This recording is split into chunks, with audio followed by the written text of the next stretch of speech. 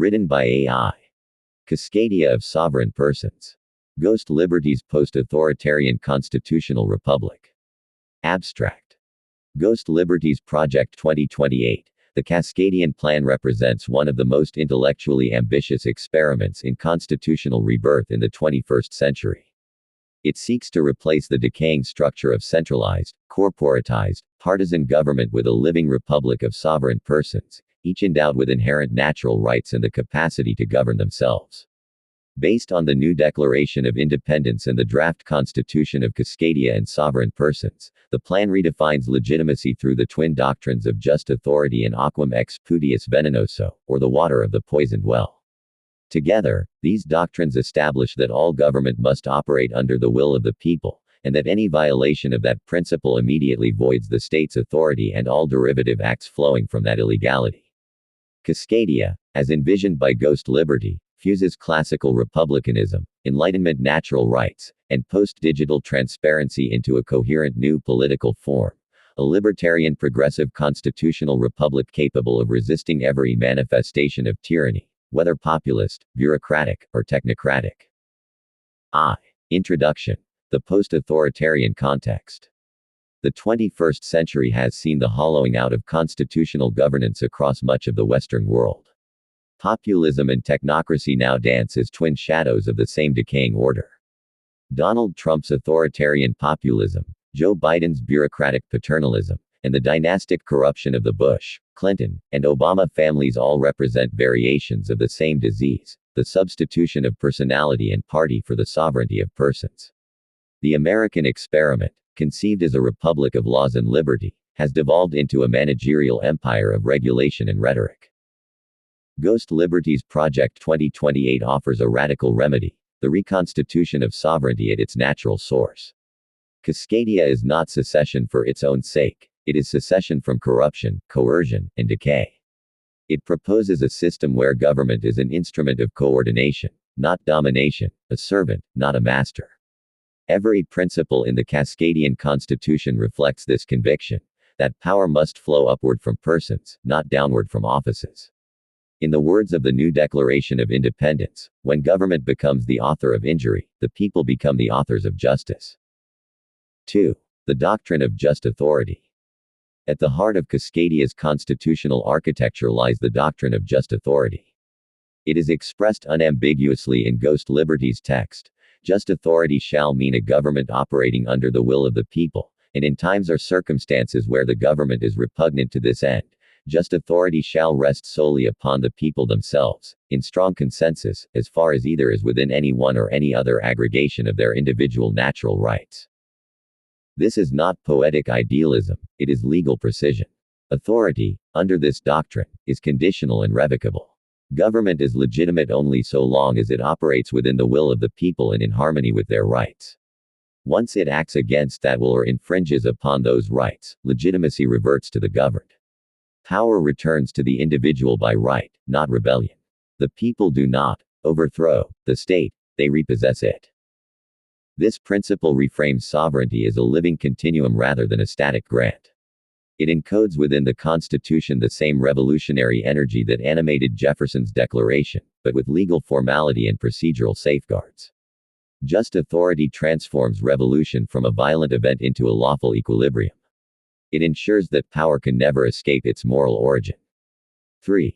Democracy and republicanism reconciled. Cascadia distinguishes what America forgot. Democracy and republicanism are not synonyms, but complementary forces. Democracy, in its classical sense, is the exercise of direct citizen sovereignty, the capacity of the people to legislate, adjudicate, and administer. Republicanism, by contrast, is the structure of law and institution that channels democratic energy into stable, lawful order. The first ensures vitality, the second ensures durability. The United States blurred the distinction, reducing both to electoral theater. Periodic voting replaced ongoing self-rule. Parties substituted for people. Ghost Liberties Cascadia restores equilibrium. Democracy as perpetual participation, republicanism as perpetual restraint. Citizens wield initiative and referendum powers, they sit on juries with nullification rights, they recall officials, they amend the Constitution directly. Yet all such actions remain bounded by the natural rights that pre-exist the state. Thus, liberty and law, freedom and form, are reunited. IV. Aquam ex putius venenoso, the water of the poisoned well. Among Cascadia's most profound legal innovations is the doctrine of aquam ex putius venenoso, or water of the poisoned well. Derived from the Anglo-American fruit of the poisonous tree rule, it extends the principle of taint beyond evidence to encompass charges themselves.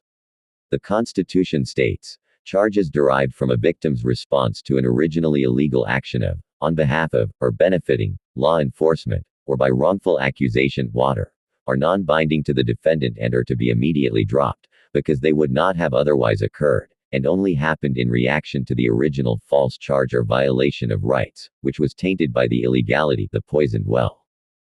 This doctrine converts due process into a shield of active resistance.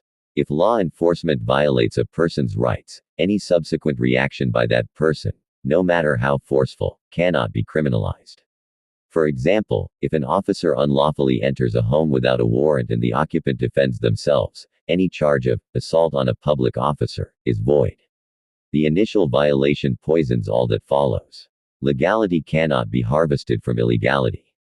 In practical terms, this doctrine destroys the procedural scaffolding of authoritarian policing. It delegitimizes the abusive state at the precise point of infraction. Philosophically, it affirms that justice arises not from authority but from morality, that law is only valid when it serves right, not when it demands obedience. B. Popular sovereignty is perpetual function. In Cascadia, sovereignty is not exercised intermittently through elections but continuously through participation. The people govern in real time. Mechanisms include 1. Citizen initiatives and referenda enabling direct legislation and amendment. 2. Jury nullification is a constitutional right. 3. Recall and impeachment through petition. 4. Secession referenda ensuring the sovereignty of constituent states. 5. Qualified suffrage requiring civic literacy and residence. 6. Total transparency of government budgets and procedures through digital infrastructure. These instruments transform the citizen from voter to co-sovereign. Power ceases to be a distant abstraction, it becomes a lived discipline. Sovereignty, once a slogan, becomes a system. B. The end of general taxation. Cascadia abolishes general taxation as an act of coercion incompatible with liberty. In its place, it institutes targeted levies, specific, voluntary contributions for defined purposes approved by referendum. Each levy must specify its purpose, duration, and sunset clause. Citizens know where their funds go, corruption cannot hide behind complexity. This model merges the libertarian demand for consent with the progressive goal of social provision. Infrastructure, welfare, and ecological programs continue, but through explicit citizen approval, not bureaucratic fiat. The budget becomes a social contract renewed at will. 7. Hybrid fiscal monetary balance. Cascadia also establishes a hybrid fiscal system. Limited monetary expansion is permitted for green development, education, and health, but only under public audit. Monetary sovereignty thus remains with the people. Inflationary policy is replaced by transparent issuance. Public debt becomes a collective decision, not an elite manipulation. Fiscal and moral responsibility merge into one principle: spend only what can be justified, and justify only what is consented. 8. Cybernetic transparency and privacy. Ghost Liberty's constitution is profoundly post-digital. It recognizes that transparency without privacy is tyranny, and privacy without transparency is corruption. Cascadia therefore adopts a dual-tier architecture. Government transparency is total, citizen privacy is absolute. All official actions, votes, and expenditures are publicly visible on distributed ledgers, while personal data, biometrics, and communications are protected by the rights of the mind and server, jus cerebri humani and jus cerebri electronici. The government becomes glass, the person becomes opaque. Surveillance dies, accountability lives. Ix. Separation of powers and fractal accountability. The traditional tripartite separation, executive, legislative, judicial, is retained but fractalized. Each branch exists at every level of society: neighborhood, county, bioregional, state, and federal. Each level mirrors the others, creating a self-correcting network of power. Officials are transparently audited, recallable, and barred from cross-branch positions. Citizen juries act as constitutional tribunals. No office is immune to oversight. Authority becomes holographic. Each node of governance contains the whole pattern of consent. X. Safeguards against tyranny. Cascadia's system neutralizes every axis of authoritarianism. 1. Executive tyranny, prevented by recall, separation, and public budget audits. 2. Legislative tyranny, checked by referendum and initiative. 3. Judicial tyranny, checked by jury nullification and citizen review panels. 4. Majority tyranny, restrained by natural rights supremacy.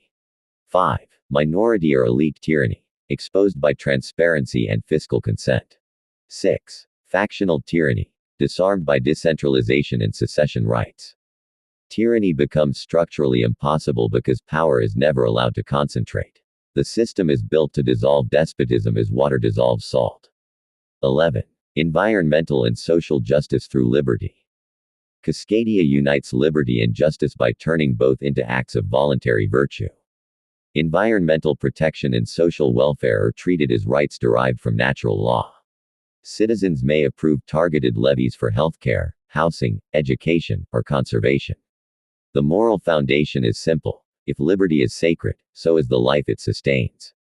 Ecology and economy are reconciled through transparency and consent. 12. Continuity with the Founding Fathers. Ghost liberty does not reject the American founding, he completes it. Jefferson's consent of the governed becomes the doctrine of just authority. Madison's separation of powers becomes a living, fractal system. Franklin's, a republic, if you can keep it, becomes a continuous digital practice. The Enlightenment's moral architecture finds its 21st century renewal in Cascadia's technological transparency. The revolution is not restarted, it is resumed. 13. Conclusion. Liberty and responsibility united. Cascadia of sovereign persons represents a mature synthesis of libertarian and progressive ideals. It safeguards the autonomy of the individual while nurturing the welfare of the community. It abolishes both the authoritarian populism of Trump and the bureaucratic paternalism of Biden. It stands as a constitutional rebirth grounded in transparency, consent, and natural law. By codifying just authority and water of the poisoned well, Cascadia ensures that no government can act unlawfully without nullifying itself. It restores law to morality and power to conscience. It is, in effect, a self-correcting republic, one that cannot decay into tyranny without first ceasing to exist as itself. Cascadia's final message is timeless. Liberty and responsibility are one. The people are not subjects but sovereigns. No kings, no parties, no tyrants, only persons, free and accountable, governing themselves in perpetual consensus.